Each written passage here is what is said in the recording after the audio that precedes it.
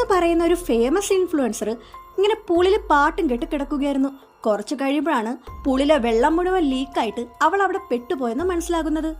പൂളിൽ വെള്ളമില്ലാത്തത് കൊണ്ട് തന്നെ പുറത്ത് കടക്കാൻ പറ്റാത്ത അവസ്ഥയുമാകും. എങ്ങനെയൊക്കെയോ ശ്രമിച്ചിട്ട് മുകളിൽ കിടന്ന ഫോണ് അവൾ പൂളിനുള്ളിലേക്ക് വലിച്ചിടും. ബോയ്ഫ്രണ്ടിനെ വിളിച്ച് കാര്യം പറയാൻ ശ്രമിക്കുമ്പോഴേക്കും മുകളിലത്തെ ടേബിള് അവളുടെ ദേഹത്തൂടെ വീഴും. അങ്ങനെ കുറച്ചു കഴിഞ്ഞ് ഇവളുടെ ബോയ്ഫ്രണ്ട് നോക്കുമ്പോ ബോധമില്ലാതെ ആവണി പൂളിൽ കിടക്കുന്നത് കാണും. അവളെ വിളിച്ചുണർത്താൻ ശ്രമിക്കവേ അവൻ നിൽക്കുന്ന സ്റ്റെപ്പിലെ സ്ക്രൂ പോയിട്ട് അവനും താഴേക്ക് വീഴും. അങ്ങനെ രക്ഷപ്പെടാനുള്ള വഴി നോക്കി പൂളിലേക്ക് വെള്ളം വരുന്ന പൈപ്പ് കണക്ഷൻ ഏരിയയിലേക്ക് ഇവൻ പോയി നോക്കും.